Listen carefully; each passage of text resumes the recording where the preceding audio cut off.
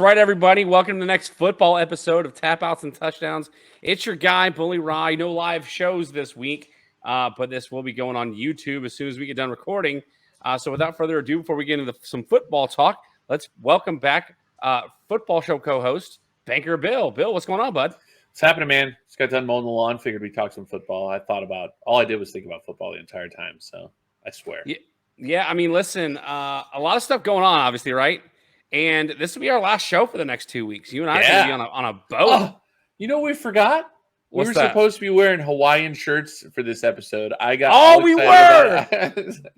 Mine's packed, dude. I packed mine already. Mine's like on my my what do you call it? My dining room chair. I was ready to put it on, and then I was mowing the lawn, and I got held up a little bit by my neighbor. My neighbor's a good guy and likes to chat when I'm mowing the lawn, so he held me up, and I was like, "Oh, I'm late," so I just ran upstairs.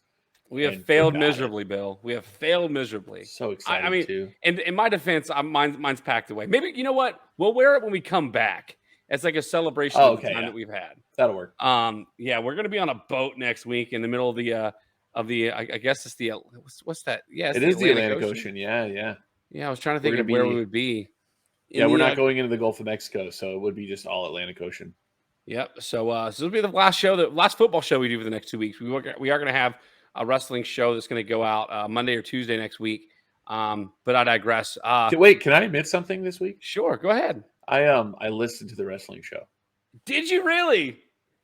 Which one? Which show did you listen to? The new one, the Goldberg episode? Yes, the Goldberg episode about him being undefeated. And I have to say to you, I mean, it was 140 months or something ridiculous. I remember you guys kind of. It was 100. The reported record was 173-0. Okay, so it was an O. Okay. Yeah. You guys celebrated it like it was this incredible. It's freaking predetermined. I can't believe you guys are oh, his greatness. It's. So, I'm sorry. I'm just saying. I was listening to it. I'm like, they're really excited about this guy that was told you're going to win tonight 173 times. That's the show this week, everybody. Stay tuned. Stay tuned. God, I was having so much. I'm like, okay. Way to come on the football show and just take an absolute dump on the wrestling show. But hang on a second. It wasn't taking a dump on it. I was laughing a little bit. It was good. I was enjoying it. I listened to it. I mean, believe it or not. It's hard to explain. Because again, we were kids when it happened, right? Again, I don't want to veer too much off onto the wrestling part of it on the football show here.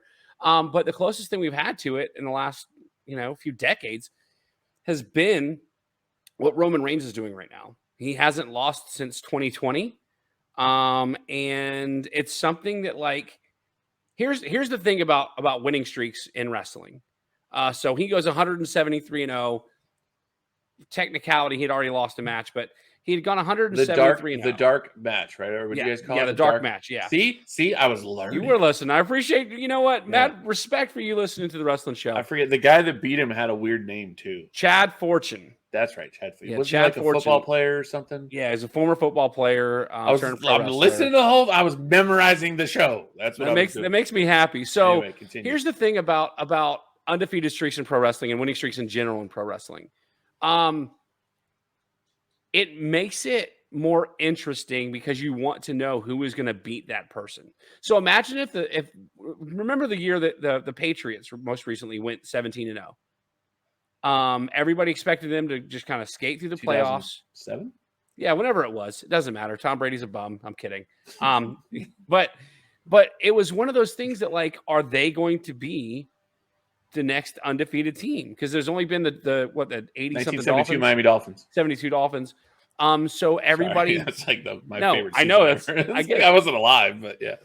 So it's one of those things everybody was waiting to see who would knock off the Patriots, and then when they went the regular season undefeated, okay, are they going to go on and win the Super Bowl? Mm-hmm. And so everybody tuned into those games because they either were a Patriots fan or they wanted to see the Patriots lose. Right. So as a pro wrestling fan, when you have a guy that goes on a 173 match win streak, everybody tunes in to see, is he going to continue? Are they going to let him get to 200?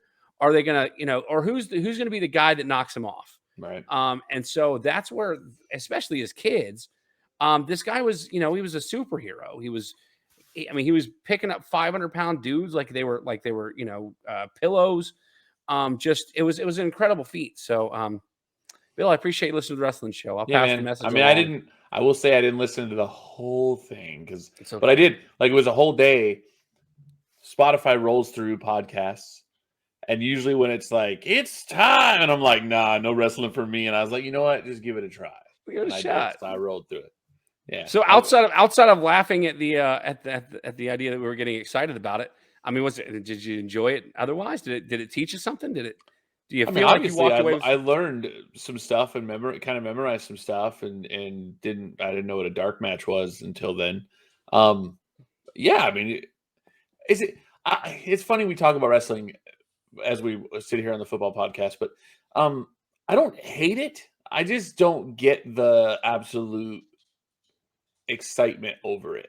Like I watched it as a kid. Like I was a kid, I was a fan of Andre the Giant and the Ultimate Warrior. Like they had these stuffed dudes that were like Oh, wrestling dudes. the brawling buddies. Yeah, like those. Yeah, those were around, and we all had those. Like we were all kids that were fans of wrestling. But I just feel like once I realized that it was staged and just basically physical combat theater, that's where I kind of lost it. It's like, well, it's not. Like I don't know. I guess I don't know why it just changed it for me, but that's where it kind of killed me. It's like I just wasn't gonna. And then to me it was cheesy. Like when I actually thought they were hitting each other, and then they do hit each other because their chests get red and stuff like that. But when I thought they were actually like beating the crap out of each other, I was like, man, this is crazy. And then once I found out that it was all like a work, that like I was just kind of like, all right, you got me. I mean, That's listen, where I lost it. they do make contact. They're I called know. work punches. Like Right. I mean, I know. even I get it. not just the chest. I get it. I like I said, I'm not a fan of the fact that because it is cool that it's like a hugely popular spectator sport. Yeah. But to just get like ridiculously excited about it, it's like it's almost like if the Days of Our Lives was coming on and you were like, let's go, like just freak, you know what I mean? Because it's literally the same thing. Like I need to get you to watch just one I've seen them. New Japan Pro Wrestling show. Oh no, that I haven't seen. No. That they literally beat the crap out of each other. It's work. That's weird. Yeah. Well, weird that like you have to lose and still get your butt kicked. No, it's good stuff. I'm gonna get you to watch one New Japan show at some point. As for today, let's talk some football here. So some big news out of the NFL a week prior to the NFL draft.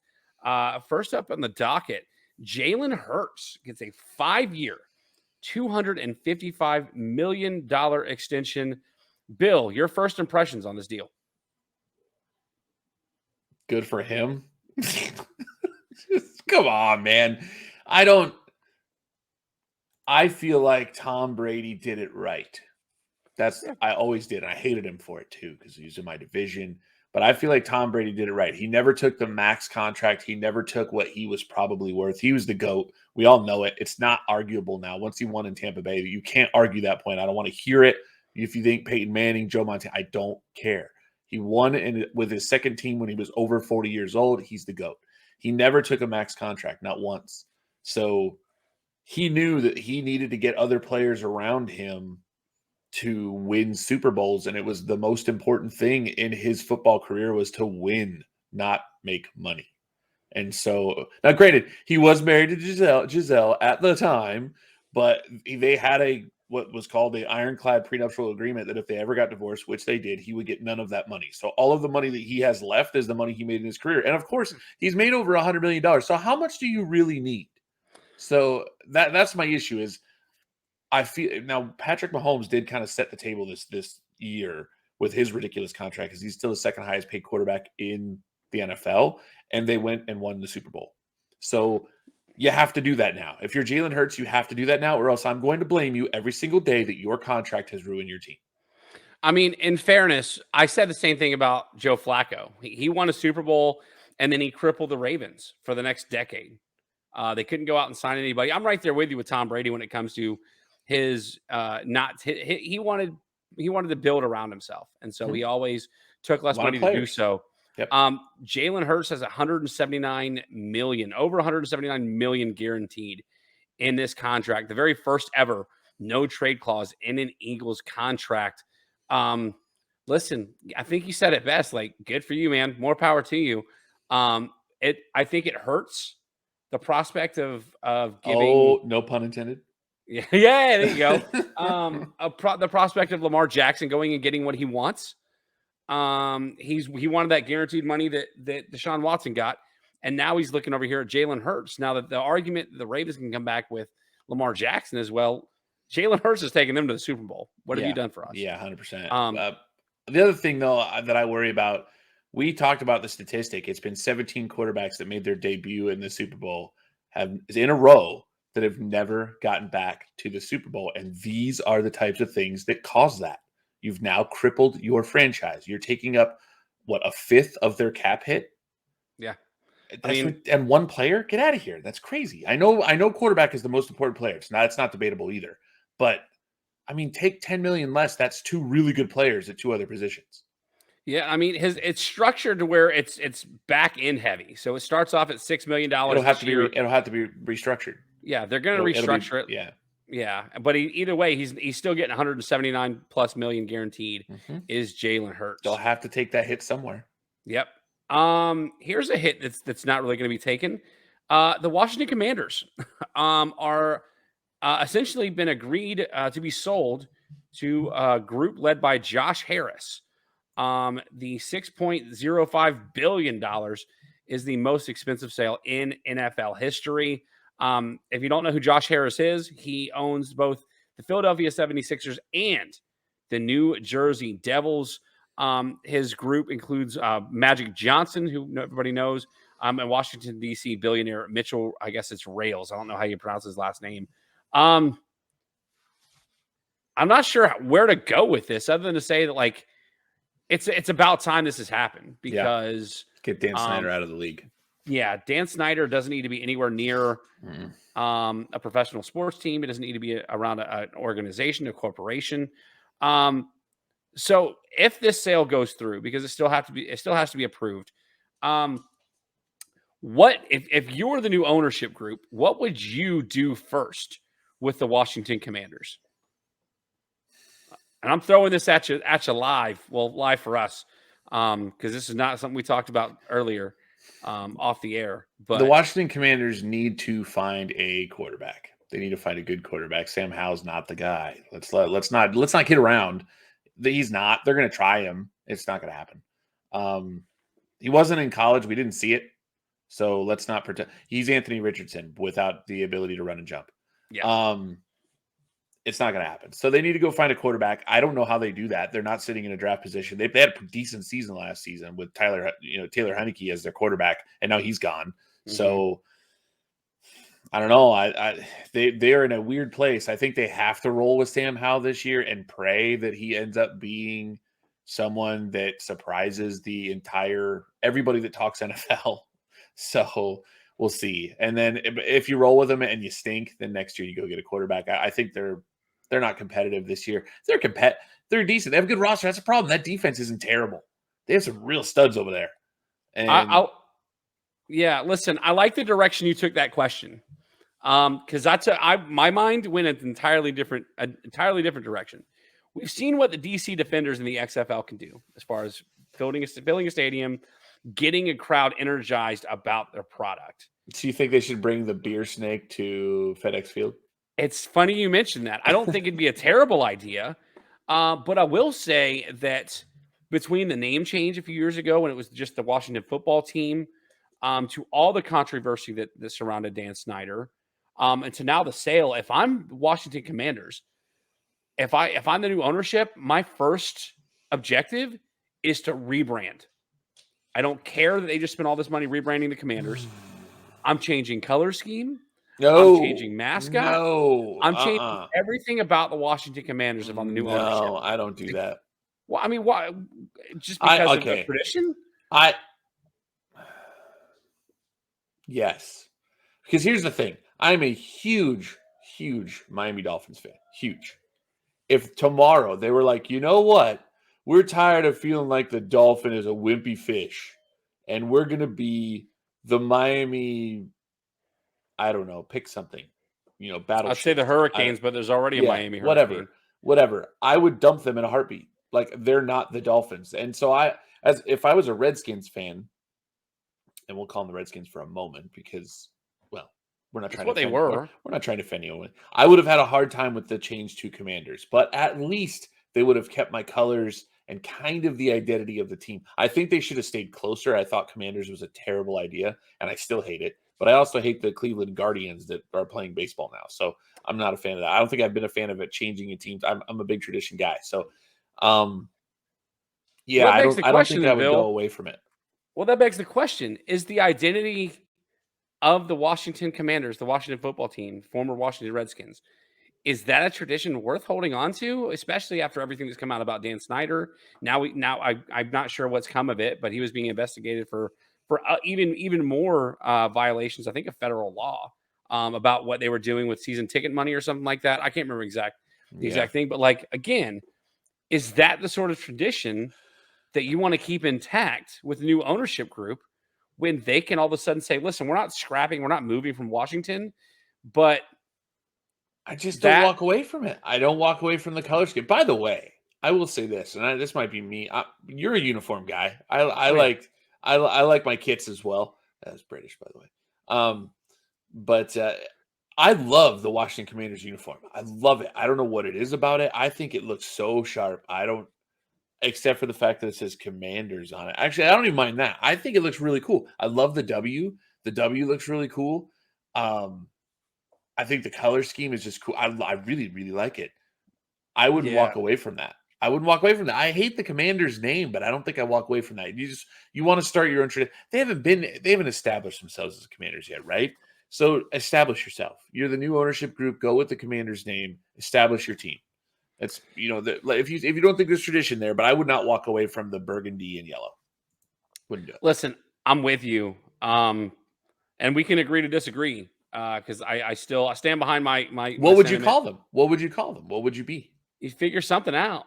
Come on, you got to give me something. Come on, you have to have thought about this. You thought about what you do with the team. If you're rebranding, the Commanders was we'll agree that it was a bad name. That was a terrible name. So we like the DC Defenders better as a team name than the Commanders. Why not change them to the DC something or others? Like something else, DC something. Instead of Washington, make it like the DC Democrats. I mean, I don't know. That's obviously a dumb name, but like no, because then they'd be losers. Oh, yeah. Jesus, let's not get into that conversation. I'm kidding. I'm just saying. It's just a matter of like switching it up and establishing yourself as new ownership. Like, we're not going to be run like Dan Snyder ran this frat house over here. We are going to make a difference. We're going to make a change, and it starts with the brand. Maybe don't change the name. Maybe they don't change this color scheme, but change something to make this brand your own and completely distance yourself from what the Dan Snyder Washington football team was. Bill, we're up against it for our first break. Let's talk one more thing. The NFL draft is next week. You and I, once again, will be on a boat, so we're going to miss the NFL draft unless, and that's something else we need to talk about as far as media rights and stuff like that on a cruise ship. Based on the fact the Panthers have the number one overall pick, it's pretty foregone conclusion at this point. Bryce Young will be the number one pick taken in the draft. Outside of the Panthers, who are looking to make a splash in this draft, who is under the most pressure to really take a step forward and a step in the right direction this coming year? So I think I have two answers. I think it's both. So one related to the draft. I think the team that has the most pressure on them in the draft is probably the Indianapolis Colts. We don't know what they're going to do, and they're going to end up needing a quarterback, and they're going to have the pick of our favorite guy and Will Levis. That's going to happen. They're going to have to pick one of those two, and all the mocks that I'm seeing has them trading up to grab Anthony Richardson, which means exactly good, great eye roll. That was a good one. Which means that their front office will be fired within 3 years. That's fair. I mean, that's just we both. No, think I get it. We both think that's going to happen. Yeah. Okay. So that is my team that has the most pressure on them going into the draft. My team that has the most pressure on them going into the season is the San Francisco 49ers. Oh, yeah. The roster's there. They made a trade for Christian McCaffrey last season with expectations that they would go to the Super Bowl. They just pooped all over Jimmy Garoppolo, and he's gone. And now they have, I don't know if my arm's going to be good, Brock Purdy and Trey Lance as their quarterbacks. And now they think they have a roster, which last season they were thinking Super Bowl with Garoppolo and possibly Brock Purdy. And now you keep that same roster together for the most part. You took a big swing last year. It's still there. And now you've changed your quarterback situation and you're going to ride with these two kids. I think there's a ton of pressure on Shanahan and Lynch out there in San Francisco. Well, it's funny. I guess I know we're up against it with two little bits of quarterback news. You mentioned Trey Lance. It was presented today. We're recording this Wednesday, so I guess if you're listening to this, it will have been gone out. I can't talk. Words are hard. It will have gone out yesterday. English is difficult. English is a difficult language. That teams are inquiring about Trey Lance and his availability from a trade standpoint. The news was reported that San Francisco was not actively shopping him, but they are fielding calls for him. So I'm with you. It's interesting to see if they do trade him away and decide to rely on Brock Purdy going forward. And then if Brock Purdy winds up not being the guy next year and they let go of Trey Lance, what happens? The other bit of news, it sort of affects you, Bill. I don't know if you saw this. Tua Tagovailoa admitted earlier yesterday that he contemplated retirement after his latest concussion from the NFL. Yep. Thoughts on that before we take our first break? I'm a big Tua fan, so I think of course he did. I mean, the noise was loud. It was loud, and he, I'm sure, felt the pressure. The NFL made it an example out of Tua Tagovailoa, and it's a joke, in my opinion. They did not do this. They did not treat Kenny Pickett the same way. Kenny Pickett left 2 games I think it was in a row with concussions, so 2 games that he played, and then he was back the next week. They put Tua in the concussion protocol for 37 straight days. They would not release him. And he came back. Now, he said he thought about retirement, but something else he said is, if they had released me from concussion protocol, I would have thought about playing in the playoffs, which, if you saw the game, if Tua plays, Miami probably beats Buffalo. So the NFL should have some explaining to do. It never will. But why was Tua in protocol for 37 days? And why was the noise so loud about Tua, but wasn't about guys like Kenny Pickett or the Buffalo Bills center who has had 6 concussions and they're not talking about that? That's all really good questions. So weird. Yeah, I'm not sure how to transition back into that because I'm the one that brought up Tua Tagovailoa. So weird. Once again, the NFL draft is next week. We would love to do a draft special, but we won't be able to. So I can't believe we did that. I know. I'm blaming your wife. I'm blaming Shauna for looking at this weekend. Hopefully you all enjoy the NFL draft next week. Hopefully you find somewhere fun to enjoy it and watch it with some friends or otherwise. But it should be a fun few days. The NFL draft has become a spectacle, as you're all aware. And I believe next year they're going to be doing the draft in Detroit. So that should be fun for Lions fans. Hopefully they're not picking number 1 overall next year. Bill, we are going to be taking our first break of the show. When we come back, we are breaking down not only week 9 of the XFL, but week 1 of the USFL. Stay tuned to see who winners, losers, and indifference. When we come back right here on Tap House and Touch. All right, everybody, welcome back to the show. And welcome to our XFL USFL talk. Week 9 in the XFL, man, there were some make it or break it games. Teams looking to make that playoff push, teams looking to avoid elimination. And let's start off with Houston, who is looking to shore up that number 1 seed in the South Division. They would host the Vegas Vipers, and they would get the win. And now they are, without a shadow of a doubt, the number 1 seed in the South Division at 6-3. Vegas falls to 2-7 with this loss. Bill, let's start off with Vegas here. Jalen McClendon has been given the keys to the car here. Didn't have a terrible game. I mean, threw for a lot of yards, 249 yards, 2 touchdowns. He also was able to get the ball going on his legs. All in all, not a bad game for Vegas. Just they couldn't, and it's something they haven't been able to do all season. They couldn't put it together to finish the win. With 1 week left to go and nothing to play for, what's your thoughts on Vegas coming out of this game? They're better than they were, but like you said, I mean, you said it perfectly. They just can't put it together. McClendon's a good quarterback, it seems. He's better than anything they put behind center there all season long. He had a good game in this game, and he didn't turn the ball over, and they still lost. I don't know. It's baffling. It was a close game though. They made it close, but they don't play defense very well. They just don't. Well, one guy on their defense that did play well is defensive back Kalen Kennedy. 2 interceptions in this game for Vegas. Vegas led this game 12-0 going into the second quarter, but Houston would take over, scoring 19 unanswered. I'm going to butcher this name. Ajeen Harris stripped former Clemson wide receiver Martavis Bryant for a touchdown in the third quarter.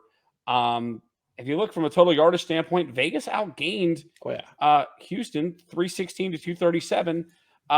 The problem is that Houston won the rushing attack, and they won the time of possession in this game. Because if you look at their offense here, it was not really a whole lot to brag about. I mean, they stink. Brandon Silver's had 105 passing yards in this game. We've been talking about how bad Houston's offense. They went. What is it, John Trey Kirkland? We can just pin it on him. I would love to see. Kirkland was on IR, by the way. I did see that this week. Exactly. Yeah. So I would love to see what they were before he got hurt and what they became afterwards, because they are terrible on offense right now, and it is a disaster that they have found a way to win games, and they are going to go to the playoffs.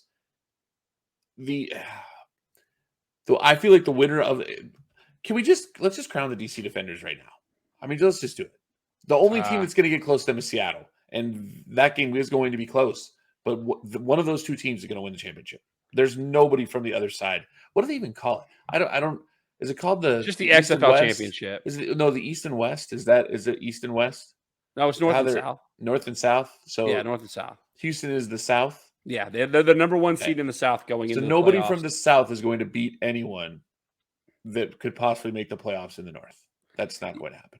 Yeah, I mean, the bright spot on this offense in this game was Max Borghi, 74 yards on 10 carries with 2 receptions here, but not a lot to write home about the Houston Roughnecks. They get a week to maybe rest some guys going into the playoffs this coming weekend, and they're going to need it because their offense is just dysfunctional and sad. And like you said, if they keep playing the way that they're playing right now, they might lose to whoever finishes second in the South Division at this point, because someone showed up this week and surprised us. yeah. Let's get into the second game because it's been I guess let's call this the surprising team here.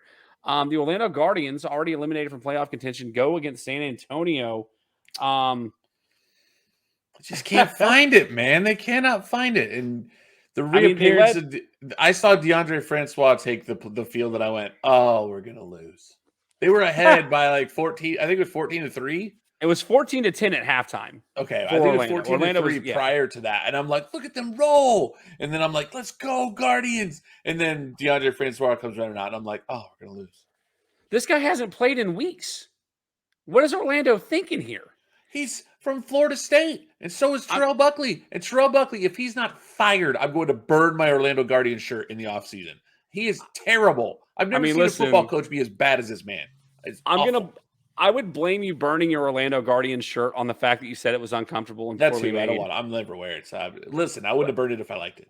But I mean, even if you look at Quentin Dormady, he had terrible stats in this game. He wasn't good. No, he wasn't. 9 of 17 for 47 passing yards. Well, how come this team is so unprepared? I don't get it.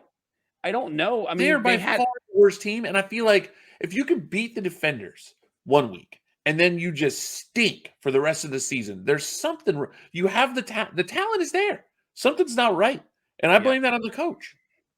Yeah, I mean this is to do well. That's what you're supposed to do as a coach. How come terrible Buckley does not do this? I don't know why. And I'm a Terrell Buckley fan. He played for the Dolphins for a while. He had a lot of picks for us. I liked him. He stinks, man. He doesn't look that interested. He's like, they score on him. He goes, "Oh man, buddy, Why didn't you guys stop him? Dang! Like that's what he's doing. Like what do you mean?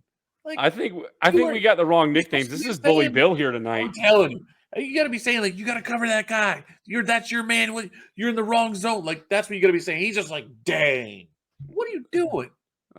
That's so funny. I'm over it. Bully Bill is bringing the heat on Terrell Buckley tonight. Just over it. Get rid of that guy. 1-7. I'd have fired him midseason.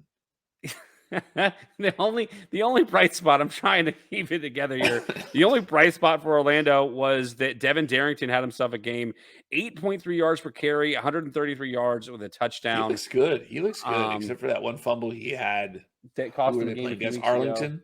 Yeah, and that was unfortunate. You picked him as a player to watch in that game, and he's looked really good. He actually has some juice. I think he's fun to watch. Yeah, well, if you look at the other side of the ball, San Antonio played like their season was on the line because it was. Took a 25-17 lead with 7:07 to play. Orlando scored with 3:55 left, but couldn't convert the extra point. San Antonio got the ball and never gave it back. San Antonio improves to 3-6. They're going to need a win and an Arlington loss. And some more help as far as tiebreakers go to make the postseason. Jack Cohn, we've talked about it, about him being terrible. He had a good day today in this game. 302 yards. Jaquez Patrick, 80 yards on the ground. How does that happen? Because Terrell Buckley's a terrible coach. Any given Saturday? Any given Sunday? I don't know. Jack Cohn couldn't tell which players were on his team 2 weeks ago, and he comes out against Orlando and throws for 302 yards. Get out of here. Terrible ball. Yeah, if you look at total yardage standpoint, San Antonio won that battle 389 to 264. San Antonio was killed in penalties, 8 versus 3 for Orlando. Which is usually a big deal.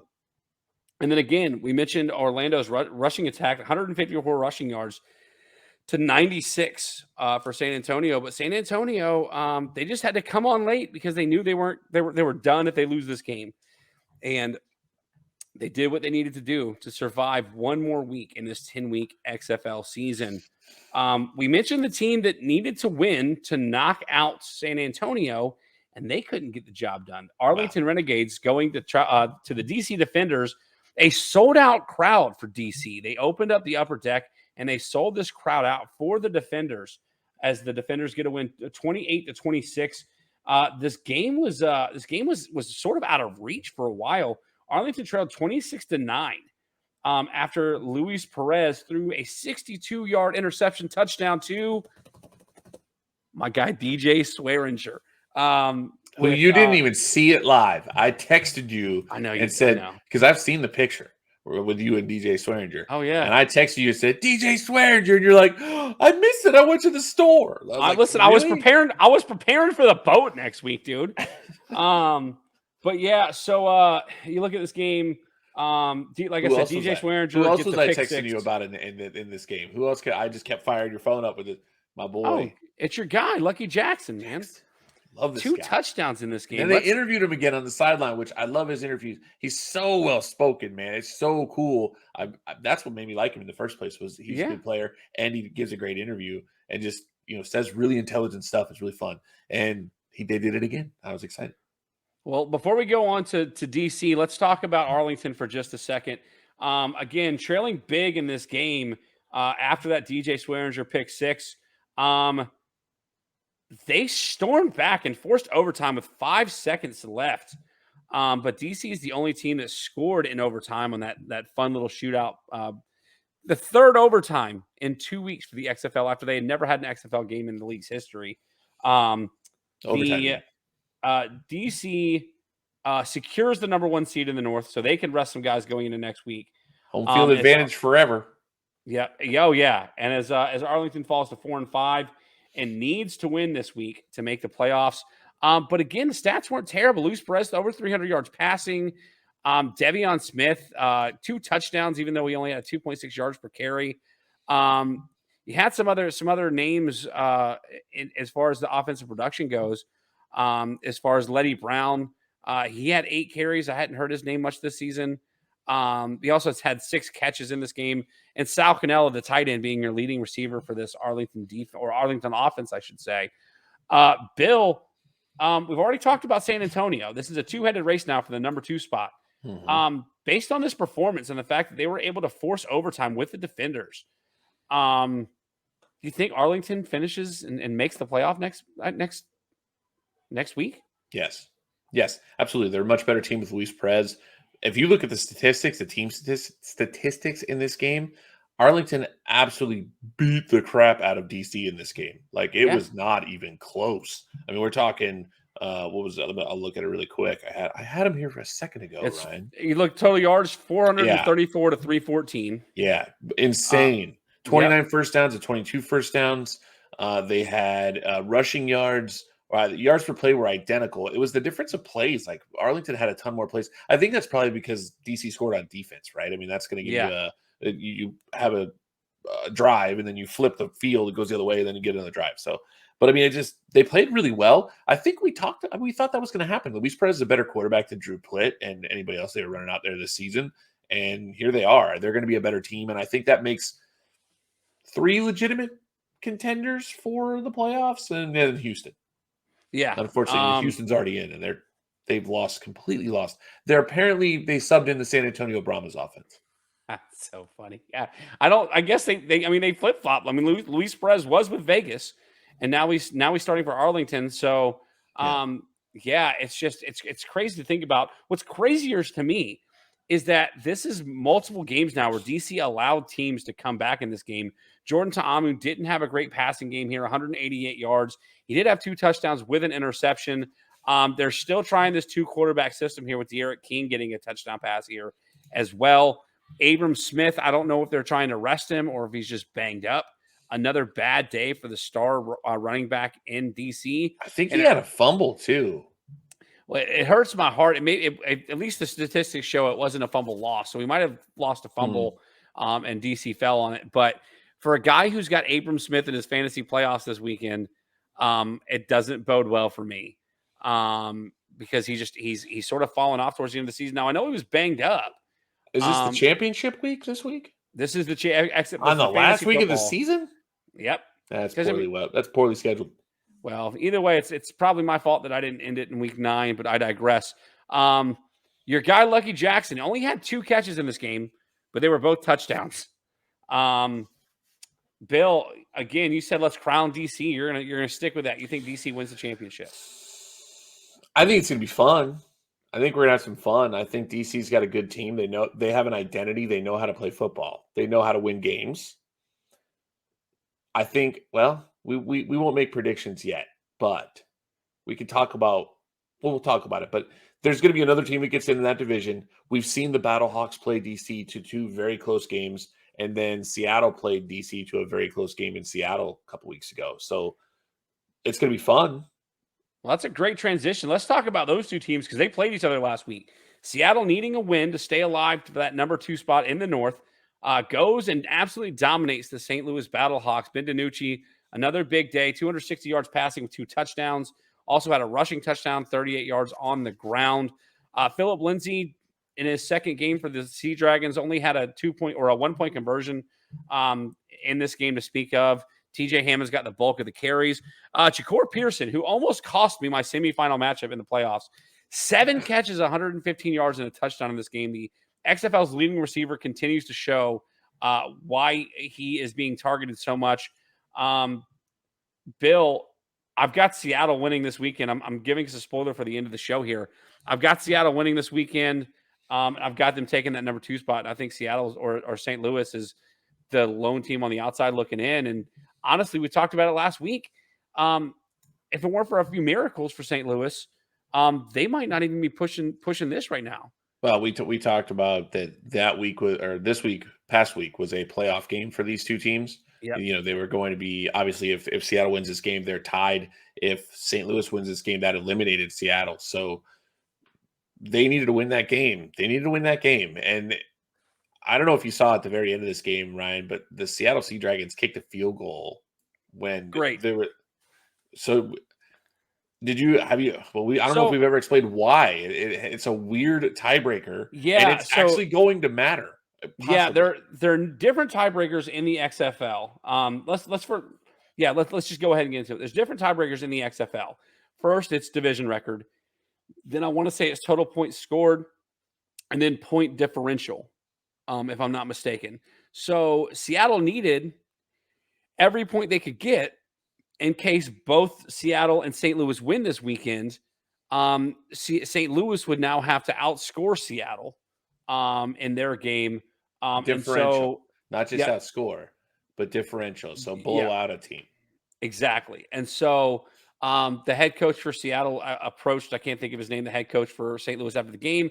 And you could see him on camera like, hey, I don't want you to think I was trying to run up the score, but it's all about tiebreakers.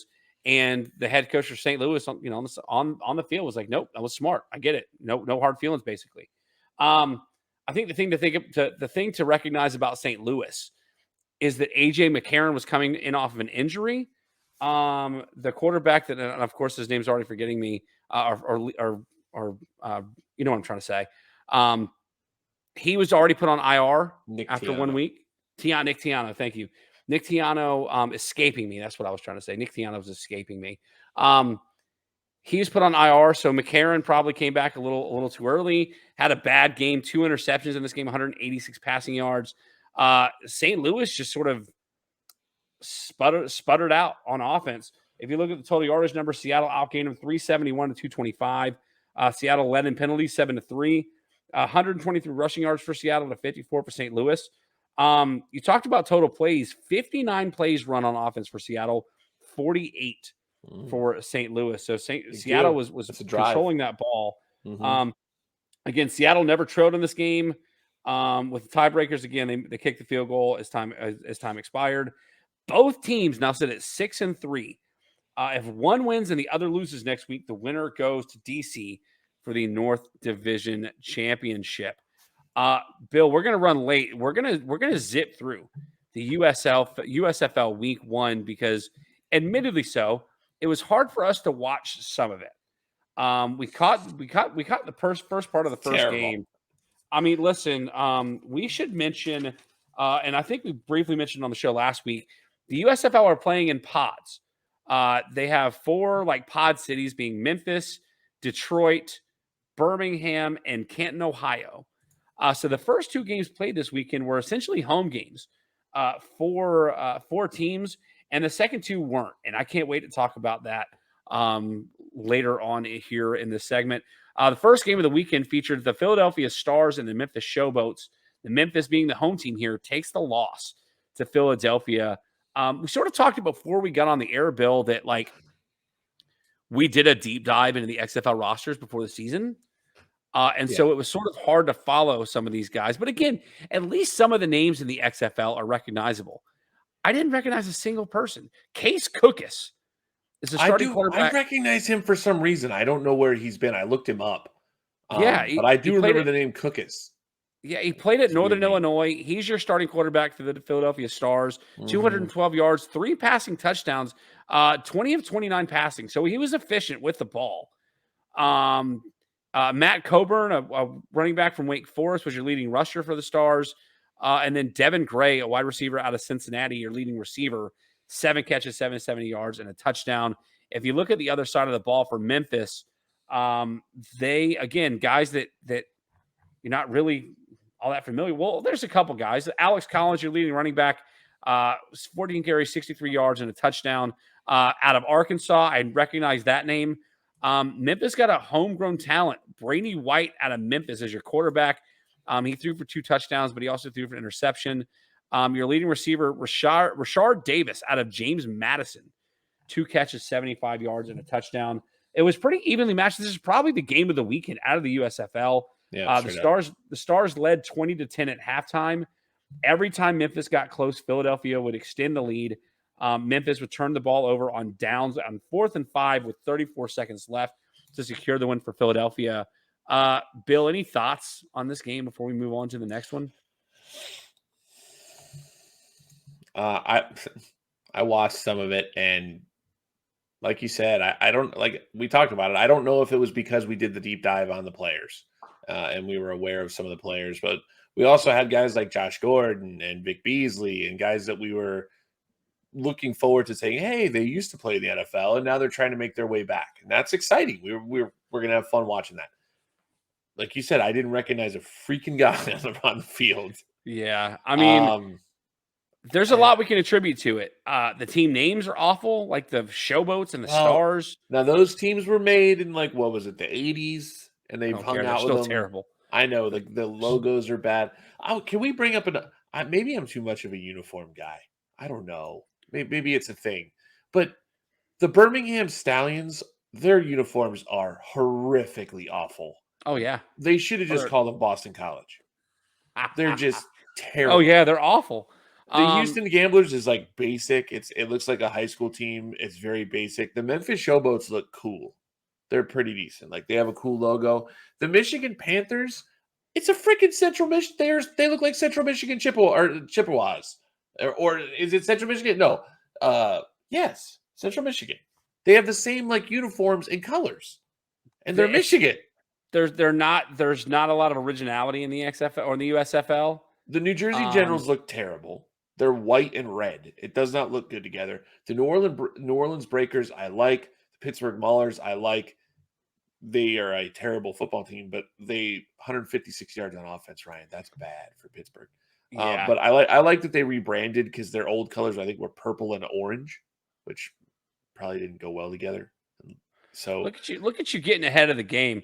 I was talking about uniforms. I get it. But and I did like the Philadelphia Stars look, but man, the Stallions, what color is that helmet? Like, I ate some pumpkin pie and I puked. Is that what that color's called? I mean, what is that? It's terrible. I wish I could tell you. It was the optics. The optics aren't great. Both the uniforms and crowds. But the crowd was here for the defending USFL champion Birmingham Stallions. They get a win over the New Jersey Generals, 27-10.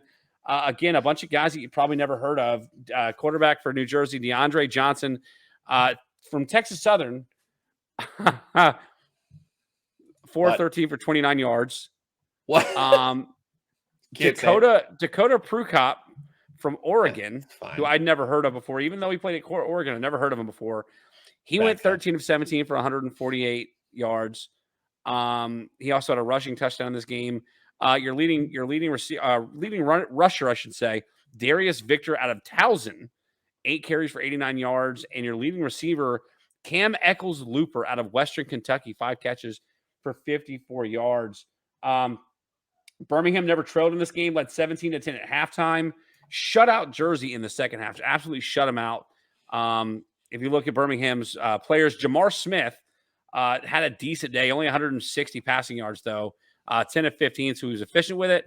But then you've also got Alex McGuff from Florida International.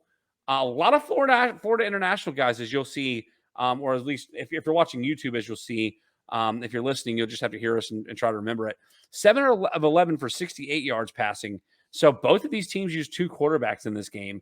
Your leading rusher here for Birmingham, CJ, I'm going to say it's Marable or CJ Marable out of Coastal Carolina, 9 carries, 24 yards. That's 2.7 yards per carry. And then Jake Sternberger. Thank you. I was going to kill me. Jason Sternberger out of Texas A&M. So an SEC tight end here or receiver. I can't remember which one it was. 5 catches, 62 yards and a touchdown. Birmingham showing why they were last year's league champions in the USFL. Those were your 2 home games. Birmingham hosted, Memphis hosted. Fast forward to Sunday. Those teams went 9-1, by the way, last year. Both of them. The Generals, Birmingham and Memphis? No, the Generals and the Stallions. And the Stallions actually beat the poo out of the Generals. The Generals did not look good. I just dominated that game. That was Luis Perez last year, and Luis Perez moved over to the XFL. Yep, and he's finding some more entertaining football over in the other league. Again, pods. Yep, we go back to the same pod. So the first game took place in Memphis. As with this game, Houston Gamblers hosting in Memphis the Michigan Panthers, and they would go down Offense having a hard time getting off the ground here, similar to their counterparts in the XFL. Let's stick with Michigan, the winners of this game, 29 points here. Josh Love from San Jose State is your leading passer here, 18 of 20, 215 yards, 3 touchdowns. A very efficient day for the San Jose State product. You had a backup quarterback that went 5 of 5 in this game. Stevie Scott, your leading running back from Indiana, 12 carries, 61 yards. And Joe Walker, a wide receiver from Delaware, 6 catches, 105 yards in the touchdowns. Bill, did any of these names ring a bell to you at all? Were they ever on an NFL radar? Were they ever somebody that we thought we would see in the XFL? Because personally, I've never heard of a single player on this team. And that doesn't mean to be disrespectful at all. Don't. I feel like I remember Stevie Scott a little bit. I'm not sure why. Maybe college football. Yeah, he actually looked good, by the way. I did watch some of these games, right? Yeah, so did I. I watched every single, at least parts of every single one. I watched. Why did I not watch all of it? We'll get into that. Yeah, the next game on the list, I can't wait to get to, because that's the game I watched the most of, and it was the worst terrible. game of the weekend. Yeah.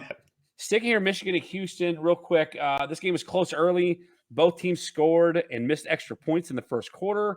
Houston would lead briefly in the second quarter and at a half, 13-9. But Michigan would dominate the second half, scoring 20 unanswered, starting the second half with a 65-yard interception return to set up the go-ahead touchdown. If you look over at Houston, similar story for the Roughnecks as we have with the Gamblers. Kenji Bahar, a quarterback out of Monmouth, 13 of 22, 109 yards, 2 interceptions. I didn't know Monmouth had a football program, to be completely honest. Your leading running back for Houston, TJ Pledger out of Utah, 41 yards on the ground with 16 carries with 2 touchdowns. Son of Jaguars head coach Doug Peterson is your leading receiver for the Houston Gamblers. Out of Louisiana Monroe, he was the leading receiver. He had 2 catches for 23 yards. 2 catches, 23 yards. There's your leading receiver. Just bad offense, man. Just like the Houston Roughnecks. Bad offense. And this is making me fall asleep, just like the game. Yeah. You want to talk about snoozers? That's what I wanted to get into. Here's the snoozer for you. The Pittsburgh Maulers taking on the New Orleans Breakers in where are we at in this game? In Birmingham, because again, we're in pod cities now. That's the wrong score. Is it? No, it's not. Yeah, the Maulers lost that game. Are you sure? Yes, it was 22-15. Come on, no. I'm being serious. Well, now I feel like an idiot because I got it wrong.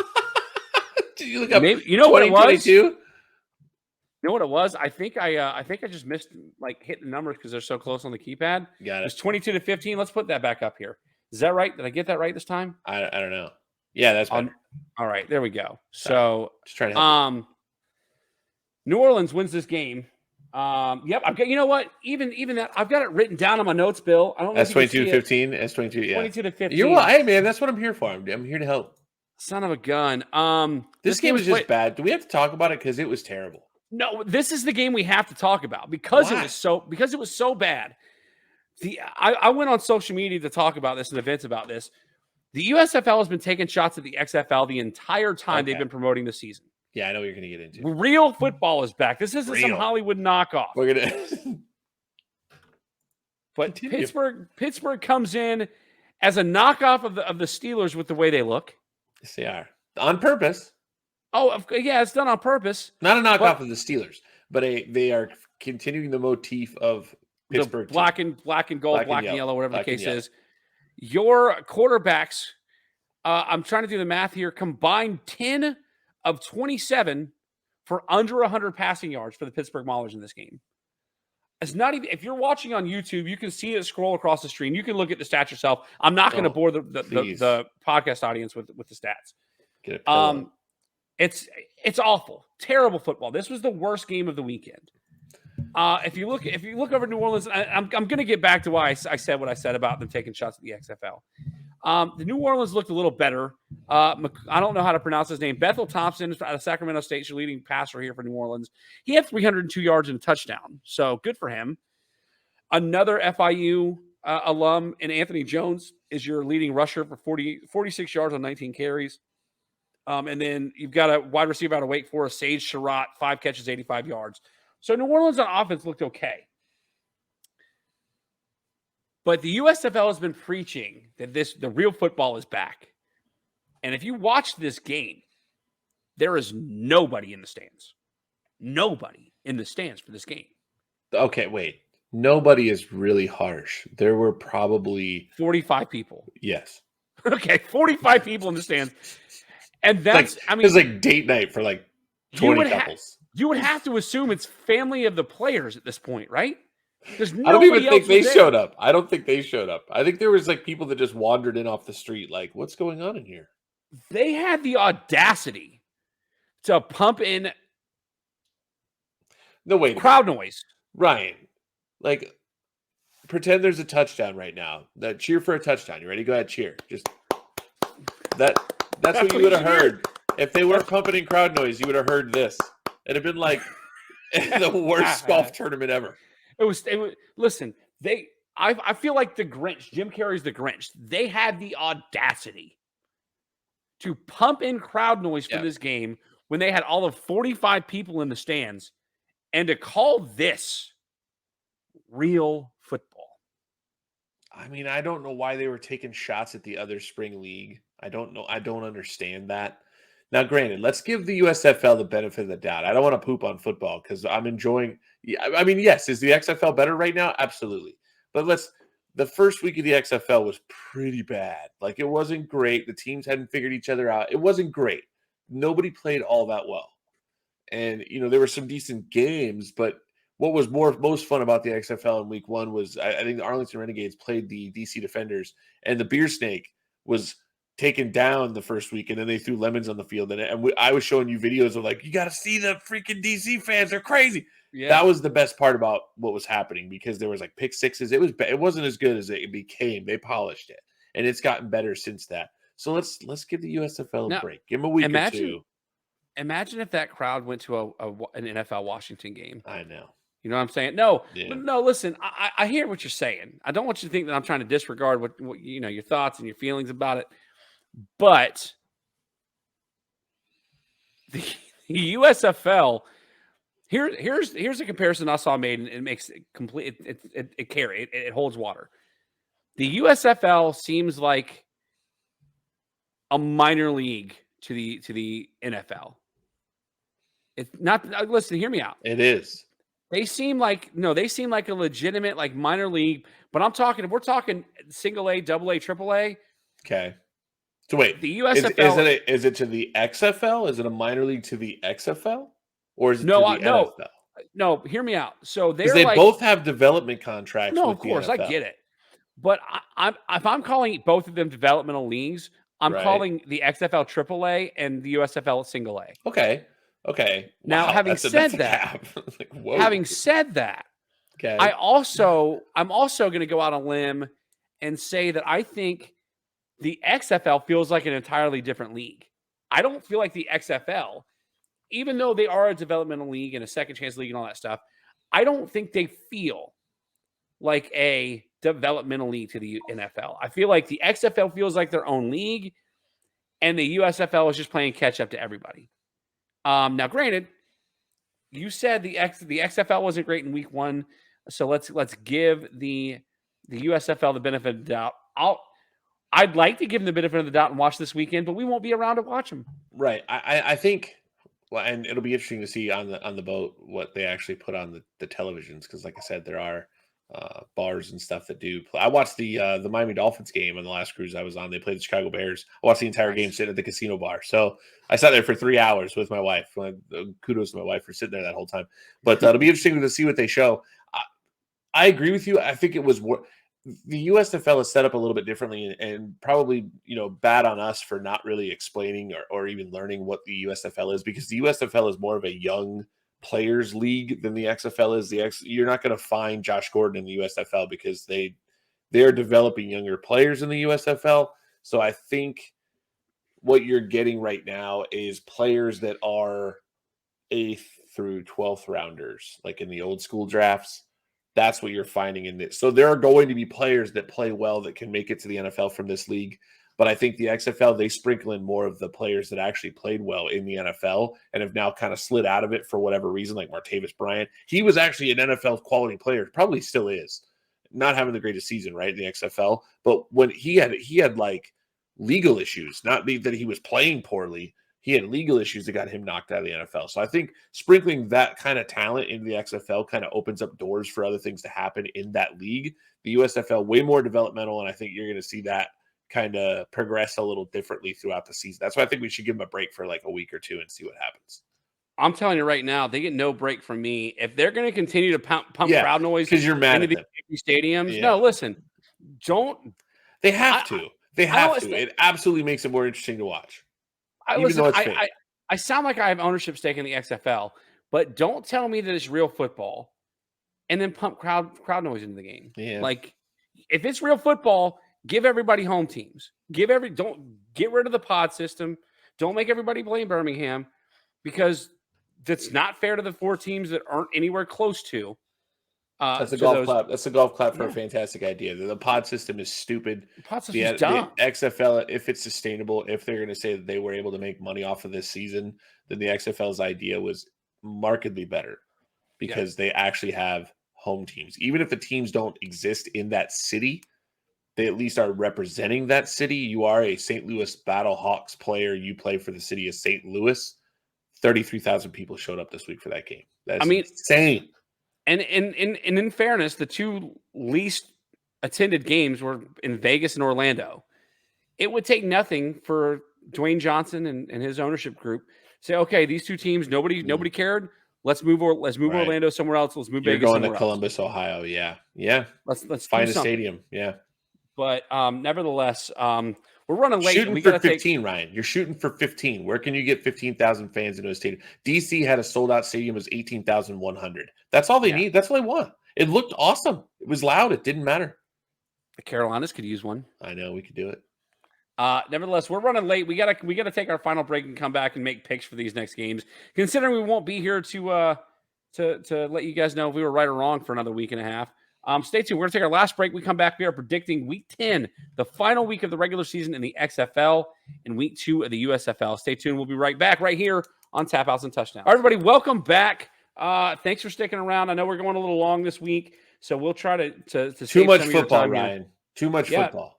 I mean, we only have 3 more weeks of the XFL. So, and if the USFL talks goes that quickly every week, then we might actually be able to put some short shows up. Nevertheless, we're going into XFL Week 10 here. The last week of the regular season, 2 teams still vying for playoff spots. Well, I guess 3. Well, there's 4 teams. Now that I think about it, there's 4 teams all vying for the last playoff spot in the divisions. And the first one is St. Louis taking on Orlando Saturday at noon. 6-3 St. Louis, 1-8 Orlando. We're not even going to talk about players to watch out for, because we're in the last week of the season. You should know by now who to watch out for. Bill, who you taking this game? Do you think St. Louis wins and puts the pressure on Seattle? St. Louis wins this game. All right. Orlando stinks. Orlando's terrible. Buckley gets fired during the game. Yeah, I'm taking St. Louis as well. I should mention, since we combined USFL and XFL picks last week, Bill and I are once again tied at 27-13 on the season. The USFL buoyed me. Yeah, the USFL helped Bill out. So kudos to him. Bill, next up on the slate, the other Saturday game, 8-1 DC already secured a playoff spot, taking on the 3-6 San Antonio Brahmas Saturday. DC at 3:00. You're taking DC as well. DC. Yep. DC goes 8-1 or 9-1 on the season. And that would eliminate mathematically San Antonio from the playoffs. Bye-bye San Antonio. And it would get the Arlington Renegades into the playoffs. Speaking of Arlington, Houston at Arlington, it's a preview of the playoff game that will be hosted in Houston the following week, Sunday at 3:00. Arlington hosting the South Division champion. That's a disaster. This is a home and home. Yep, it's a home and home. Bill, I've got Arlington taking this game. Houston's offense is absolute trash. And if Arlington wins this game, maybe Houston can figure it out for the first week of the playoffs. But I like Arlington here. Who you got here? Well, I think if DC beats San Antonio and locks Arlington into the playoffs, be careful about who these teams rest in this game. And that is going to make it very interesting because the Arlington Renegades are trying to find their offense with Luis Perez, being that he's their new quarterback. They're trying to find some rhythm, and they started to with the DC Defender game. They started to in the DC Defender game late, right? But Houston stinks right now. So are they going to rest players? And what's going to happen there? So I don't know. I think that's going to make a big difference on how this game goes. But Houston's terrible. So I would take Arlington in this game because they look like they had a pulse on Sunday, and Houston didn't on Saturday. Even though they won the game, they have no offense. So far, we're 3 for 3 for picking the same teams in the XFL. We're probably going to have the same team here too. Seattle needs a win. Seattle wins, goes to the playoffs. Yep. Let's just go ahead and skip it over there. So we picked all of the same teams here in the XFL. Let's see how we do for the USFL here in week 2. Some interesting matchups, I guess. These first two games, it's weird. The Saturday games are both being played in Birmingham. The 0-1 Houston Gamblers taking on New Orleans Breakers 1-0. Saturday 12:30 in Birmingham. Bill, I'm taking Houston. I think they were bad last week. I think they turn it around and they put something together this week. I mean, it's a gut thing, right? So I'm taking Houston. Who you got here? I think their quarterback in Houston isn't very good. What's his name? Bahar or something like that. Yeah. I don't think they do well at all still. New Orleans won a game last week. Pittsburgh was terrible. Is that New Orleans with a good defense, or we don't know? We don't know. So I'll give me New Orleans. I think New Orleans wins another game. All right. Next up, another 0-1 versus 1-0 Saturday, 7:00 in Birmingham. So 2 Birmingham games played on the same day. I guess they're trying to get people to stick around for the second game. But this one actually has a home team. Yeah, you get a home team again. The defending USFL champion, Birmingham, and I've already forgotten their mascot. It doesn't Stallions. Matter. The Stallions. Birmingham Stallions. Hosting Memphis. Showboats. Bill, who are you taking here? Birmingham, the actual home team, Birmingham or Memphis? Well, the Showboats have probably the coolest logo. Pretty much that's a cool logo. Come on, you got to give it to them. You got to look that up. That's a cool logo. Birmingham Stallions had a great week 1. Showboats lost but played well. Birmingham Stallions being at home win this game and go to 2-0. Yeah, I'm taking Birmingham as well. It's hard to beat home field advantage, especially when they got it all last year. Oh, this next game. What are we doing? Yeah, the two worst teams. This is the San Antonio Brahmas versus the Orlando Guardians, in my opinion. This is not good. And this game is being played at one of the other pod cities in Canton, Ohio. The New Jersey Generals taking on the Pittsburgh Maulers. They do expect that Canton, Ohio would be the home field for the Pittsburgh Maulers. It's only 90 minutes away from Pittsburgh. That's why they put it there. We'll see if they can fill the stadium here. Bill, I'm taking Pittsburgh because of that reason and the fact that I think that and it's another gut thing. I think it's sort of throwing a dart at the dartboard, but Jersey was that bad last week. But then again, so was Pittsburgh. Yeah, they were bad. They had 153 yards total offense. Yeah, I'm still taking Pittsburgh. I think they can figure out a way to pull this one out. I'm actually going to go against you for the first time all week, and I'm going to go with the New Jersey Generals this week, and hopefully they get their butts out of their rear ends and figure out their offensive situation. But Pittsburgh was horrific. They wouldn't have scored 15 points if they didn't have a fumble return for a touchdown. They would have been really, really bad. FYI, you took New Orleans. I took Houston, so that's our second. Oh, was that okay? Sorry. Yeah. I can make it too. No, you're good, man. No, you're good. This is where I gap you. There it is.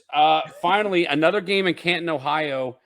Philadelphia hosting Michigan in Canton. This is the best game of the weekend. The only matchup with 2 undefeated teams. That's not saying much. This is Philadelphia's home stadium. I can't believe it. Yeah, just terrible. Bill, I'm taking Michigan. If nothing more than I'm going to be a homer and pull for the home state for the Detroit Lions. With you on that one too. I'm going to go with you, Michigan. I took Philadelphia last week. They won the game against Memphis. I don't know. It's Philadelphia's home stadium. Get out of here with this stuff. It's just so dumb. Yeah, it's. I want it to be lick. We like football. I said lick. Let's say look this time. We like football, right? So we want this to be successful. I want to see football played. Maybe not all year round. I wonder at some point if I'm going to get footballed out. You know what I mean? Like, oh my gosh, there's more football. We're just starting a new season. We just finished it. We're finishing the XFL. I want it to be successful, but they have got to get out of these pods. Like whoever thought that was a good idea needs to sit in the room with Terrible Buckley and figure out which one's dumber. Terrible. Dude, Terrell Buckley, if he ever listens to this show, he's gonna come find you, dude. He's an old man. He's an old man. I'll shake his hand, but he's not a good coach. Well, I was Bill, I was a fan as a player. No, I'm right there. Listen, I get it, man. Listen, enjoy week 10 of the XFL. That's going to be some really good games because people are going to be fighting for their playoff lives here in the last week of the season. I'd tell you to enjoy the USFL, but like, I don't know. Just try. We have to. We want to watch football. Bully Bill is gonna convince me to give the USFL another shot here. Have to. I digress. Neither one of us are going to be able to watch the games. We'll try. We'll see what we see. I'm excited. It's fun to see what we see, Ryan. Like, we don't know what's going to be going on, and we'll find places to see where they have TVs and whatnot. So it'll be fun to see what we can find out. Well, once again, we're not doing another football show next week because we are going to be gone. There will be a wrestling show. PJ Steven and I are going to be reviewing WWF Backlash from the year 2000. The main event was The Rock taking on Triple H for the WWF Championship. A lot of gaga there, but it was fun gaga, if you will. Can you smell what The Rock is cooking? That's it. And they were all sorts of, do you smell what the XFL is cooking over, signs and all that stuff in the XFL last week. What did you do, like the eye thing? It was the people's eyebrow. I can't. I don't. My eyebrows are so light you can't really see them anyway. I can't do it. But... Bill, anything you want to plug before we sign off here?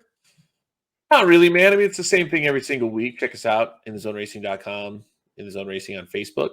And if you do check us out, if you listen to this and you went over there, and come say hi.